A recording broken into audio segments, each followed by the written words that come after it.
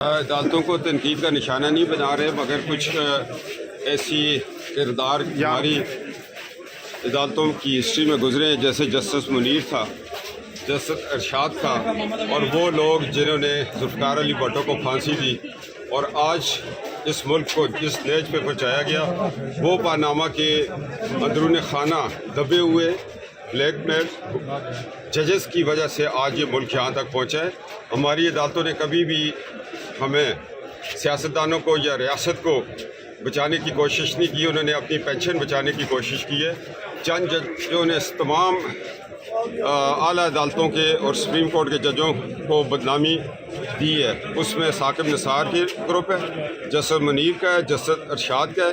ये मार्शलाओं को इंडोर्स कौन करता था? जी, मुकदमों की आदत हो गई है, अब तो इन मुकदमों ने हमें वकील बना दी। इंशाअल्लाह ताला एक तारीखी इस्तकबाल होगा और ये नवाज शरीफ साहब के आने की रिहर्सल हो रही है।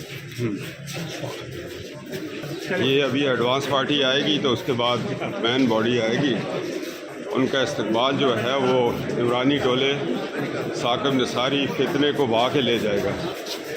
इमरान खान तो कल तक उनके बूट पॉलिश करते थे।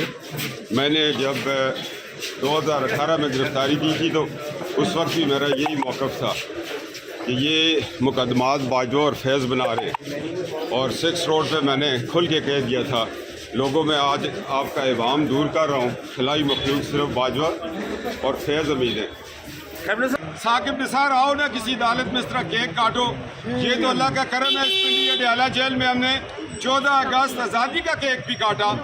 मैं यूथ विंग का शुक्रिया अदा करता हूँ, मगर मैं केक नहीं काटूँगा इसलिए कि हमारे मोहसिन लाला अफजल लतीफ़ आफरीदी का मर्डर हुआ, वो शहीद हो गए। मैं आज इस खुशी पे नहीं मनाऊंगा और मैं केक नहीं काटूंगा, को नुकसान होगा।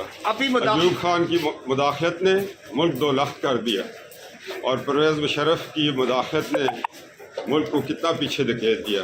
बाजवा और फैज़ अमीर के पस पर्दा मार्शला ने आज आपको आटे का महरूम कर दिया। मियां नवाज शरीफ के आने से क्या मैशत मजबूत हो जाएगी, मुल्क बहरानों से निकल जाएगा? जी, 2013 में भी यही हालात थे, तो जब वो आए तो डॉलर 105 पे था, बिजली के बहरानों पे काबू पाया था, दहशतगर्दी के ख़िलाफ़ एक बड़ी जंग लड़ी थी और इंटरनेशनल लेवल पर पाकिस्तान का इमेज बेहतर हुआ था, काशगर से गवादर बनाया था। मौजूदा सूरत हाल का जिम्मेदार और किन किन किरदारों ने इस सूरत हाल से पाकिस्तान को पहुँचाया? 1 मिनट। इसमें फैज़ अमीर और साकिब निसार टोला अदालत के अंदर मेरी बर्थडे का एहतमाम कर दिया। साहब इधर आ जाए, लेडीज को रास्ता दे दे भाई। आप इतना बड़ा सरप्राइज देंगे मुझे। ये केक लेके रास्ता दे। मोहब्बतों का शुक्रिया अदा करता हूँ, मैं इनकी मोहब्बतों का शुक्रिया अदा करता हूँ और मैं आज हुकूमतों को बावर करवाना चाहता हूँ। ये फैज़ अमीर साहब, बाजवा साहब, आपने हमारे ऊपर केसेस बनाए, मगर शुक्र है अल्लाह का आज भी हम अदालतों के अंदर खुशियां मना रहे हैं और आप रिटायर्ड लाइफ गुजार रहे हैं, ना किसी जनाजे पे जाने के काबिल, ना किसी। बाजवा जो साबका चीफ ऑफ आर्मी स्टाफ, आइन ने उनको 3 साल के लिए बनाया था, फिर उन्होंने बाजू मरोड़ कर 6 साल कर लिए, आजकल दुबई में एंजॉय कर रहे हैं और मैं अदालतों में खड़ा हूँ। बाजवा साहब, आप भी आपको आना पड़ेगा। आप रिटायर्ड जनरल हैं और मैं रिटायर्ड कैप्टन हूँ, फ़र्क कोई भी नहीं है।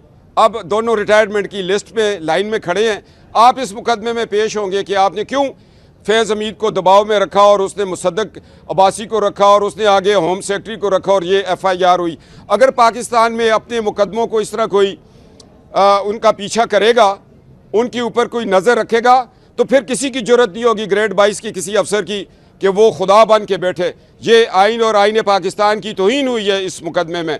ये ज़रूरी नहीं होता कि एक जर्नल आए और वो कहे मेरे अजीज़ हम वतनों, मैंने आइन को सस्पेंड कर दिया है और मैंने मार्शल लॉ लगा दिया है। जनरल बाजवा साहब, ये मेरा केस साबित करेगा आपने आइन को बाहर रखते हुए पसे पर्दा आइन की धज्जियाँ बखेरी हैं। ये अदालत में आप ही आएंगे, मैं अपना केस खुद लड़ रहा हूँ और मेरी जो वकला की टीम है वो मुआवनत कर रहे हैं, सुबह शाम इस केस की तैयारी कर रहे हैं। मगर मैं ये सोच रहा हूँ कि मैं जुर्रत के साथ खुद इस केस में पेश होऊंगा। मैं सलाम पेश करता हूँ फराद अली शाह साहब और उनके चैम्बर को कि जितनी जुर्रत के साथ वो केस मुझे उन्होंने तैयार करके दिया, चूँकि मैं भी एक छोटा सा स्टूडेंट हूँ लॉ का, कहीं जस्टिस रमदे और आमिर रज़ा मरहूम से पढ़ता रहा हूँ। जस्टिस रमदे मुझे CRPC पढ़ाते थे, तो मैं अपना केस अब खुद कर रहा हूँ। तो अभी मीडिया का कुछ सवाल है तो मैं उससे पूछ लें। मलिक साहब, आप जो हैं वो एस्टेब्लिशमेंट दोस्त पॉलिसी जो है वही ना, जो वादी नज़र में कह सकते हैं कि जो पार्टी सदर हैं वज़ीर आज़म साहब, आप एस्टेब्लिशमेंट मुखालिफ बयानात दे रहे हैं। कह सकते हैं कि इमरान खान और आप जो है जनरल बाजवा के मामले पर एक पेज पर हैं। मैं कानून और कायदे के पेज पे हूँ। मैं ना इमरान को जानता हूँ तो ना मैं किसी और को जानता हूँ। मैं सिर्फ ये कहता हूँ कि जुल्फ़िकार अली भुट्टो जिस आइन को बनाने की पादाश में फांसी चढ़ा था, उस आइन ने मुझे कुछ हकूक़ दिए हुए हैं, मैं उसकी जंग लड़ रहा हूँ। और नवाज़ शरीफ ने भी वोट को इज़्ज़त दो उस आइन के दायरा कार में रहते हुए आवाज़ लगाई थी। इमरान खान को जब एक्सटेंशन देनी थी उस वक्त सोचना था कि मैं क्या करूं। 2018 का इलेक्शन बाजवा के साथ मिल के चोरी किया, उस वक्त बाजवा के ख़िलाफ़ बात करनी थी। जब मीठा मीठा हड़प कर लिया और कड़वा थू थू कर दिया। मैं इमरान के किसी पेज पे नहीं हूँ, क्योंकि वो किसी और के पेज पे इस रियासत के ख़िलाफ़ एक साजिश है। माइनस का फार्मूला जो है वो पाकिस्तान में जुल्फ़िकार भुट्टो को माइनस किया, नवाज शरीफ को माइनस किया, बेनज़ीर भुट्टो को माइनस किया, अब इमरान खान को माइनस कर रहे हैं। क्या कहते हैं? मैं तो कहता हूँ हर उस शख्स को माइनस होना पड़ेगा जिसको अवाम की वोट की ताकत हासिल ना हो। एक बात, हर उस शख्स को वोट को इज़्ज़त दो के बयानिए का मतन ही ये है कि वोट की इज़्ज़त बहाल हो, वोट की ताकत से लोग आएँ, वोट की ताकत से जाएँ। ये नहीं है कि जन्नत ज़िया उठा के फांसी दे दें, जुल्फ़िकार अली भुट्टो को शहीद कर दें, बेनज़ीर साहबा को शहीद कर दिया जाए, लियाकत अली ख़ान को शहीद कर दिया जाए, ग़ुलाम हैदर वाइन को शहीद कर दिया जाए, नवाज़ शरीफ को जला वतन कर दिया जाए, डॉक्टर कदीर को नज़र पाबंद सलासल तो नहीं किया, नज़र बंद कर दिया जाए। मुहिब्बे वतन लोगों की अगर इज़्ज़त नहीं होगी तो फिर हमें मशरक़ी पाकिस्तान वाले स्थाने पे आंखें झुका के बात करनी पड़ेगी। आखिरी क्वेश्चन, क्या एस्टेब्लिशमेंट सियासत से बाहर होगी, या जनरल बाजवा ने कहा था कि हमने फैसला कर लिया कि अब सियासत में हमारी मदाखलत नहीं होगी? जनरल बाजवा ने इस मुल्क को तबाही के दहाने पे ला के खड़ा किया। साकिब निसार और जनरल बाजवा असल हमारी कौम और रियासत पाकिस्तान के मुजरम हैं। पानामा कैसे हुआ? साकिब निसार एंड कंपनी कहाँ से आई थी? JIT कैसे बन के मुजरम हैं? पानामा कैसे हुआ? साकिब निसार एंड कंपनी कहाँ से आई थी? JIT कैसे बनी? व्हाट्सएप पे जजों को कैसे किया गया? मानसरा का मशहूर मुकदमा जो एक कत्ल का मुकदमा था, उसकी FIR जनरल फैज़ हमीद ने एजाज़ अफजल को दिखाई। एजाज़ अफजल का भाई उसमें मक्खन शाह को 10 लाख रुपया दे के मर्डर करवा रहा है और अपने सैनमे का कब्ज़ा छुड़वा रहा है। ये हक़ाइक़ से पर्दा नहीं उठेगा? ये उठना चाहिए कि वो शख्स कैसे सुप्रीम कोर्ट में पहुंचा था एजाज़ अफजल, क्यों उसने रात को फैसले पे सिर्फ साइन किया, फैसला कहीं और लिखा गया था, इसलिए कि वो फंसा हुआ था एक FIR में। ये अच्छा सर, ये बताइएगा सर, ये मैं मुदाखलत पे बात कर रहा हूँ। जब तक आइन की बालादस्ती होगी अवाम सड़कों पे आएंगे, आइन की बालादस्ती कायम है। जब नहीं होगी तो नज़र आ जाएगी। मुदाखलत तो उस वक्त हुई कि जब दोस्तानली के ज़रिए एक्सटेंशन ली गई।